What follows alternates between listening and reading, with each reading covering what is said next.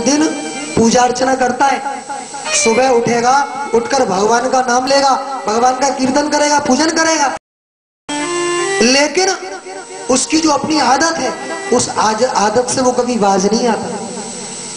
जैसे सुबह उठेगा, नहाएगा, धोएगा और हाथ अपनी लुटिया में जल लेकर ठाकुर जी को जल चढ़ाने के लिए जाएगा, शंकर जी को, और जाकर कहेगा ओम नमः शिवाय, ओम नमः शिवाय, ओम नमः शिवाय। हनुमान चालीसा का भी पाठ कर रहा है। लेकिन तभी अचानक कोई भैया और जल चढ़ाने के लिए गए और उनके हाथ का जल बजाय भगवान शिव के शिवलिंग पर गिरने के, वो गलती से उसके कपड़े पे गिर गए। बस फिर क्या था? इतने पर जो अभी तक हरिओम नमः शिवाय बोल रहा है, उसके मुंह से फिर गाली निकलने लगी। क्यों भाई साहब, आपकी आंख फूट गई है क्या? देख नहीं रही हूं कि मैं पूजा कर रहा हूं और आपने सारा जल मेरे ऊपर डाल दी? आज पहली दफा है इसलिए मैं माफ कर दे रहा हूं। अब ये गलती दोबारा की ना तो ध्यान रखना, पता नहीं है मैं कौन। और 10-20 धमकी उसको वही ने दिए सजन। ये है साधारण कोटि या निम्न कोटि के भक्त।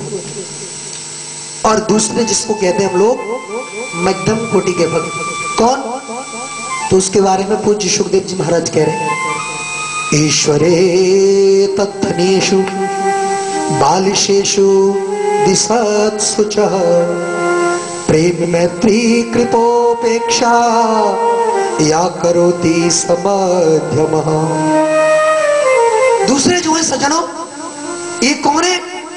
ये भगवान की करते हैं भक्ति और भगवान के भक्तों से करते मित्रता, अज्ञानियों पे करेंगे कृपा और नास्तिकों की कर देते उपेक्षा। ये किसी के मुंह नहीं लगते। और जो उत्तम कोटि के होते हैं उनको कहते क्या? सर्वभूतेषु यः पश्येत् भगवत भावमात्मनः। जो चींटी से लेकर हाथी तक में ईश्वर का दर्शन करे, उसे हम लोग उत्तम कोटि के भक्त कहते हैं। सज्जनों, उद्धव जी कहने लगे, प्रभु मुझे ये बताइए आपके प्रति भक्ति कैसे बढ़े? बोले देखो, मेरी तरफ भक्ति बढ़ाने के लिए आपको अपने जीवन में गुरु बनाना होगा।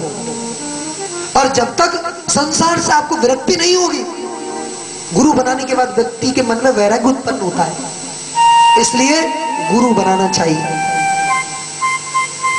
लेकिन वैराग्य जानते हो कितने प्रकार का होता है? देखो, तब वैराग्य भी संसार में 3 तरह के होते हैं। अच्छा, कौन कौन से प्रकार के? तो बता रहे हैं 3 प्रकार के वैराग्य। जिसको सबसे पहला जो है उसको कहते हैं हम लोग मरकट वैराग्य। मरकट अर्थात संस्कृत में कहते हैं बंदर को। यानी आप लोगों ने देखा होगा कि बंदर कभी एक डाली पर, एक छत पर ज्यादा देर नहीं रहता है, कभी यहाँ कभी वहां, वो भटकता रहता है। इसी तरह भागवत की कथा सुन ली, सत्संग कर लिया, थोड़े दिन तक उसका प्रभाव हमारे ऊपर रहा, वैराग्य हो गया।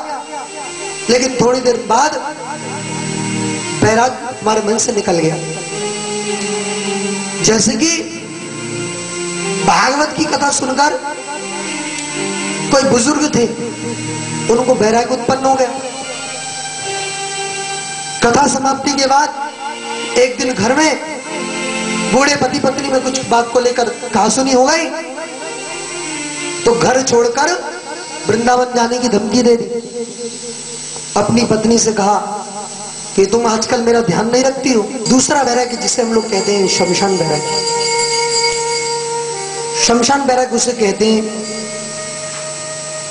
जब हम लोग शमशान जाते हैं, एक व्यक्ति मरता है और उस व्यक्ति को 4 आदमी कंधे पर रखकर ले जाते हैं।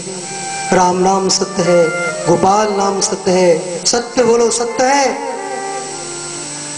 और मुर्दे को देखकर अच्छे अच्छे लोग सुधर जाते हैं। सज्जनों, प्यार से बोलिए जय श्री कृष्ण। और उसके पीछे लोग बाग ऐसे चलते हैं जैसे किसी की बारात में जा रहे हैं। हाँ बढ़िया बढ़िया सफेद रंग के कुर्ते पजामे प्रेस किए हुए, इत्र डाल के, और एक दूसरे को सुंदर सुंदर उपदेश भी देते। एक दूसरे से कहते, भैया देखा तुमने क्या लेके आया है? खाली हाथ आया था, खाली हाथ चला गया। जिंदगी भर बेईमानी करके लोगों को ठगा, लूटा। इसलिए भाई साहब मैं तो कहता हूं बेईमानी नहीं करना चाहिए जिंदगी में। ईमानदारी से उतनी खाओ जितनी परमात्मा दे। और एक दूसरे को सज्जनों गीता के सुंदर सुंदर उपदेश देते। शमशान घाट जाएंगे, उसको जलाएंगे, और बहुत से लोग तो उसको बिना जलाए घर आ जाते हैं। और कुछ लोग जो जलाते बैठेंगे वहां, और जब स्नान करके घर आते हैं तो मरे हुए व्यक्ति को घर में आके 10-20 गाली भी देते हैं।